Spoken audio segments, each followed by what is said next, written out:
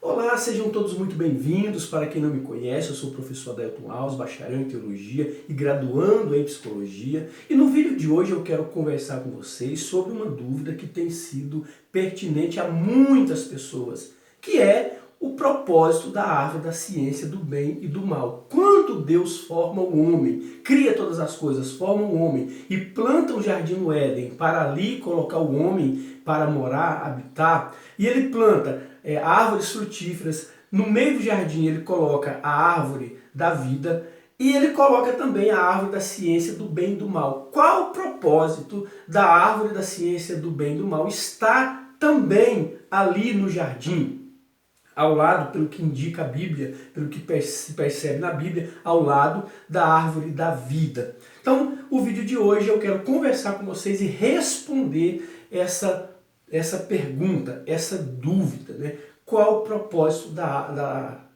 árvore da ciência do bem e do mal estar ali no jardim, acessível ao homem? Então, guarde aí. O propósito dessa árvore foi justamente promover o homem a um estado de consciência e maturidade. Então, o objetivo da árvore da ciência do bem e do mal, como alguns pensam, não foi provocar a queda do homem visando um plano maior. O objetivo da árvore da ciência do bem e do mal foi promover o homem ao estado de consciência e maturidade. Uma vez que ao formar o homem, Deus forma o homem originalmente em um estado de inocência. Mas esse não era o objetivo de Deus, que o homem permanecesse eternamente nesse estado de inocência. O desejo de Deus era que o homem fosse promovido, evoluísse para o estado de consciência e maturidade. Consciência de quê? Consciência do bem e do mal. E maturidade para quê? Para entender, para conhecer o mal e entender as consequências que o mal poderia trazer e então resistir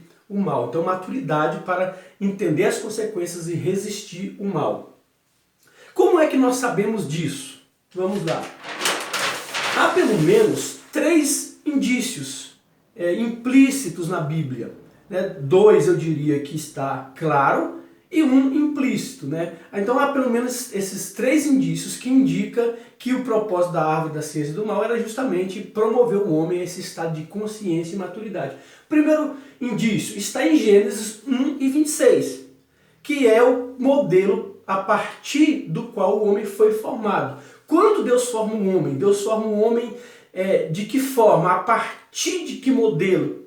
Qual é o modelo que Deus se espelha para formar o homem? Gênesis 1:26 diz o seguinte, ó. E disse Deus, façamos o homem. Façamos por quê? Porque nós entendemos, nós que cremos na Trindade, entendemos que aqui há uma conferência do Pai, do Filho e do Espírito Santo. Então quando ele diz, façamos o homem, ele são as pessoas da Trindade conversando. Então façamos o homem à nossa imagem, conforme a nossa semelhança. Então nós temos aqui um modelo. Qual é o modelo que Deus cria o homem?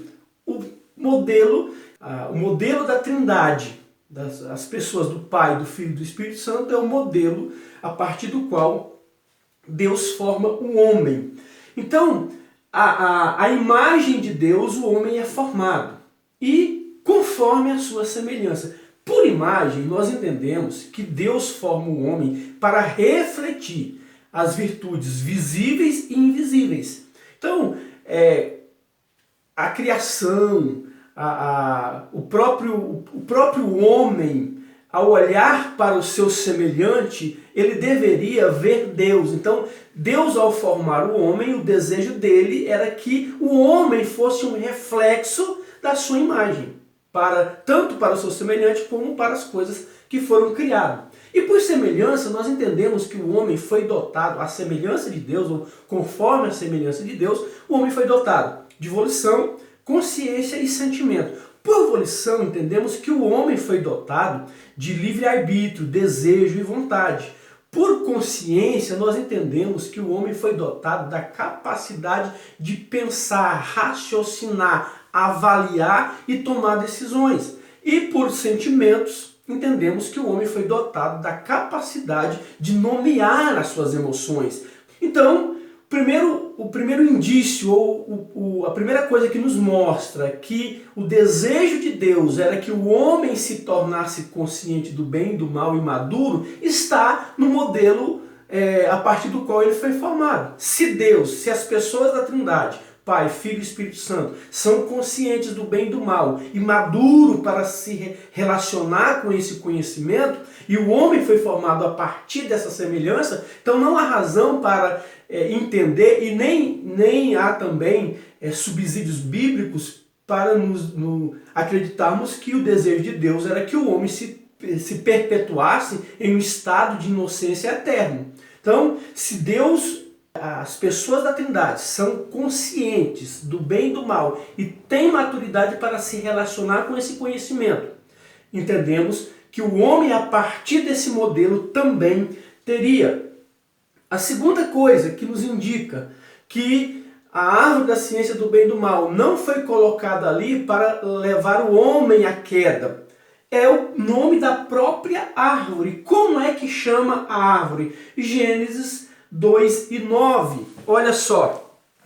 E o Senhor Deus fez brotar da terra toda árvore agradável à vista, boa para a comida, e a árvore da vida no meio do jardim, e a árvore da ciência do bem e do mal, ou a árvore da consciência do bem e do mal. Ciência ou consciência, a mesma coisa. Então, o segundo indício que nós temos que o propósito dessa árvore foi promover o homem e não derrubar, é o nome da árvore. Como é que Deus colocaria o nome de uma árvore de consciência do bem e do mal, se não fosse para levar o homem a essa consciência? Agora, como é que isso ocorreria, né? Como é que o homem passaria por essa árvore, se tornaria consciente do bem e do mal, sem cair? O homem, ele seria... A árvore foi colocada ali como um teste, como uma prova. Então a árvore seria um teste. Gênesis 2:16 e 17. Olha só o que diz. E ordenou o Senhor Deus ao homem, dizendo: de toda a árvore do jardim comerás livremente. Observe, de toda a árvore do jardim comerás livremente, inclusive da árvore da vida, que era uma condição para o homem viver eternamente. Mas da árvore da ciência do bem e do mal, dela não comerás. Então, a única exceção que tinha aqui de todas as árvores do jardim que o homem não podia comer era a árvore da ciência do bem e do mal. E a razão pela qual o homem não deveria comer está clara, que é porque no dia em que dela comerdes, certamente morrerás. Então observe que Deus deixa claro qual árvore o homem não podia comer. Ele poderia comer de todas, exceto a árvore da ciência do bem e do mal. Então nós entendemos que o homem se tornaria consciente e maduro a partir do momento em que ele fosse tentado, em que ele fosse testado e ele resistisse a essa tentação. Então, automaticamente, ao resistir à tentação, ele seria promovido a esse estado de consciência e maturidade. Então é importante a gente entender que a árvore da ciência do bem e do mal, Gênesis 2:16 e 17, ela não foi colocada ali para derrubar, ela foi colocada ali para promover. Agora, é interessante que Deus, ele, ciente de que o homem poderia ser tentado, o que é que Deus faz? Deus coloca, primeiro, ele coloca opções de escape. Então veja só, qual foi o pecado do homem? Foi comer a árvore do fruto da árvore da ciência do bem e do mal. Então, se o problema seria comer, desejo de comer, o que é que Deus faz? Deus coloca toda sorte de árvore frutífera, ou seja, Deus coloca uma infinidade de frutos nesse cardápio, para que ao olhar para o fruto da árvore da ciência do bem e do mal, o homem não tivesse necessidade. Ou seja, o homem jamais iria justificar comer desse fruto porque estava com fome, porque não tinha outra fruta para comer. Havia uma infinidade de frutos, de opções melhores, porque havia ali a vontade de Deus nas outras nos outros frutos, inclusive a árvore da vida o homem podia comer. Então o homem tinha opções, Deus colocou opções de escape para o homem vencer essa prova. Segunda coisa, a informação da consequência é clara. Você não vai comer da árvore da ciência do bem e do mal, porque no dia que você comer, certamente, a parte do versículo 17 diz assim, ó, porque no dia em que dela comeres, certamente, não é talvez, ou porventura, não, a expressão bíblica é certamente morrerás. Então, Deus, ele dá opções de escape, a informação é clara e outra coisa que o homem tinha a seu favor para resistir à tentação, ele tinha acesso à presença de Deus, que era o mais importante. Então o homem tinha opções de escape, a informação era clara e o homem tinha acesso à presença de Deus no sentido de vencer essa prova. Então, preste atenção, a árvore da ciência do bem e do mal, ela não é colocada ali como sinônimo de maldição, ela é colocada ali como sinônimo de bênção. Assim como numa prova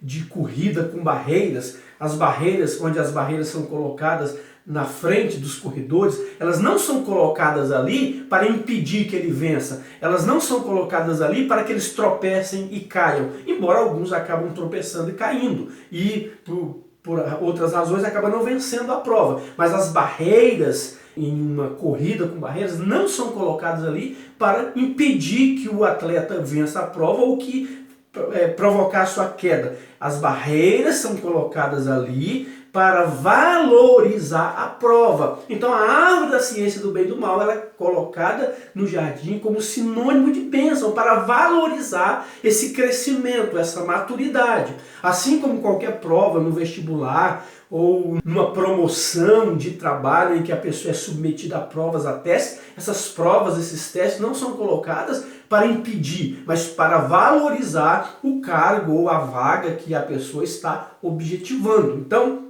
entenda isso. A árvore da ciência do bem e do mal ela não foi colocada ali como sinônimo de maldição, de tragédia, de desgraça, mas como sinônimo de bênção. Então, a árvore seria um teste, e esse teste, queridos, ele foi dotado de responsabilidade. Então toda promoção, toda avaliação exige do avaliando, do provando, do testado, responsabilidade. E onde estava essa responsabilidade? Gênesis 2,15, nós temos claramente qual era a responsabilidade do homem. O versículo 15. E tomou o Senhor Deus o homem e pôs no jardim do Éden para lavrar e guardar. Onde estava a árvore da ciência do bem e do mal? Não era no jardim? E a quem Deus entregou a responsabilidade do jardim? Ao homem. Então qual era a responsabilidade do homem no jardim? Cultivar e guardar. Cultivar fala de cuidados. Quem foi o culpado pela queda? Foi Deus de ter colocado a árvore ali? Não, mas uma vez mais eu digo, assim como as barreiras em uma corrida com barreiras não são colocadas ali para fazer o atleta perder ou cair, e sim para valorizar a prova, assim foi a árvore da ciência do bem e do mal. Então o homem, ele tinha essa responsabilidade e responsabilidades internas. Então tudo que ocorresse no ambiente do jardim, no ambiente interno do jardim, era de responsabilidade do homem, mas era a responsabilidade dele também guardar o jardim. Então tudo que acontecesse no ambiente externo, todo perigo, então se houvesse, não sei, mas digamos que era responsabilidade do homem construir um muro em torno do jardim, isso é hipotético. Era a responsabilidade do homem fazer isso. Então era a responsabilidade dele avaliar se havia essa necessidade. E havendo essa necessidade, era a responsabilidade dele construir esse muro. Então, cultivar cuidados internos, guardar cuidados externos. Aí eu pergunto para você, que está me vendo agora, onde o homem foi tentado? Onde a mulher foi tentada? Ela não foi tentada diante da árvore da ciência do bem e do mal? Não foi o fruto da árvore que pareceu belo aos olhos, agradável e desejável para dar entendimento? Então, se foi na árvore ou junto à árvore da ciência do bem e do mal, que estava no meio do jardim, como é que a serpente teve acesso? Né? E se a gente observar um pouquinho antes, nós sabemos que Satanás não deveria nem ter tido acesso à serpente. Satanás teve acesso à serpente e teve acesso ao ambiente interno do jardim. Então, a serpente também, que era um animalzinho, estava sob o cuidado do homem. A serpente era um animalzinho que foi usada pelo inimigo, foi usada por Satanás. A responsabilidade sobre os animais era do homem. Então, Deus coloca um teste, estabelece uma prova para promover o homem e dota o homem de responsabilidade. Então, ele tinha acesso às informações, era claro, ele tinha acesso à presença de Deus, caso ele precisasse de informação, ainda mais informação, ou se ele tivesse alguma dúvida. Então, o teste, foi colocado esse teste, e esse teste exigia do homem responsabilidade. Agora, se o homem tivesse sido aprovado, se o homem tivesse passado por esse teste, então como é que ele seria a partir de então? Primeiro, ele seria semelhante à Trindade, consciente do bem e do mal, e maduro para se relacionar com esse conhecimento sem ser atingido por ele, pelo mal. Então o homem seria consciente do bem e do mal, ele saberia as consequências e seria maduro o suficiente para lidar não só com o conhecimento do bem e do mal, mas com todo o conhecimento. Porque agora então, se o homem é aprovado nesse teste, ele não só se tornaria consciente do bem e do mal, mas esse conhecimento e maturidade seria absoluto e imutável. Então, o homem se tornando consciente do bem e do mal pelo viés da obediência, né? Então, quando é que isso ocorreria? Ocorreria quando o homem obedecesse. Então, digamos que a serpente ela tenta de todas as formas convencer o homem de comer daquele fruto e o homem não come. Nesse processo em que ele está sendo tentado, se ele compartilhasse isso com Deus, certamente Deus o orientaria. Assim como Deus coloca todos os meios, os mecanismos para que o homem resistisse, se ele precisasse de ajuda no sentido de vencer essa tentação, com certeza Deus também se colocaria ao lado dele para isso. Então, se ele passa pelo teste, obedecendo, ele se tornaria escravo da verdade. Porque qual foi o problema ali? Foi a mentira. A serpente disse que Deus estava mentindo. E a partir disso, então, o homem acredita e então ele obedece à serpente, desobedece a Deus. Então acredita na mentira. Então o homem se torna escravo da mentira. Se ele obedece, ele se tornaria escravo da verdade. Se o homem obedece, ele se tornaria servo da obediência. Então escravo da verdade e servo da obediência. Assim, esse conhecimento e essa maturidade do homem seria absoluta, imutável. Absoluta no sentido de que o homem não precisaria de mais nada nesse bojo de conhecimento e de maturidade. E seria imutável porque o homem, passando por essa prova, ele não estaria sujeito a mais nenhum teste, a mais nenhuma prova. Assim como os anjos, por exemplo, que foram tentados quando Lúcifer decidiu se rebelar contra Deus. Os anjos foi tentado, uma terça parte, a Bíblia nos deixa isso claro, que não resistiu à tentação e caiu com Lúcifer. Os que passaram nessa prova, eles não são mais tentados nesse sentido. Então o homem não seria mais tentado.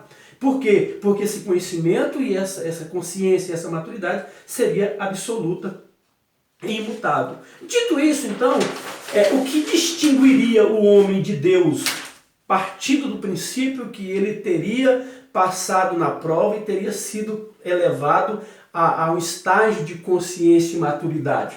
Ele seria, em essência e natureza, ele seria diferente de Deus, uma vez que Deus, a sua essência e natureza é divina, e a essência e a natureza do homem é humana. Então, em essência, houve e sempre vai haver um abismo entre Deus e o homem. A essência e natureza de Deus é divina, a essência e natureza do homem é humana. Contudo, em caráter e personalidade, o o homem seria semelhante a Deus.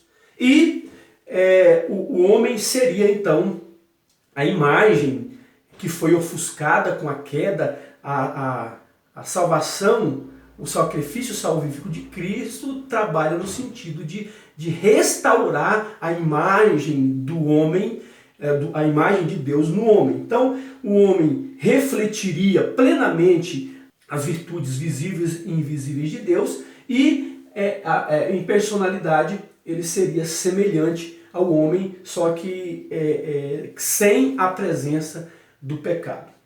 Então, queridos, dito isso, a razão pela qual a árvore da ciência do bem e do mal foi colocada no jardim não foi para levar o homem à queda, mas foi para promovê-lo a um estado de consciência e maturidade. Logo, a árvore da ciência do bem e do mal não foi colocada ali como um sinônimo de maldição ou de queda, mas como sinônimo de bênção. A queda e a consequente tragédia dessa queda se deu exclusivamente por escolha do homem em tomar essa decisão. E uma vez mais, se esse vídeo foi relevante para você, se inscreva no canal se não for inscrito, dê o seu joinha, compartilhe com os seus amigos e eu te espero até o próximo vídeo. Deus abençoe a sua vida.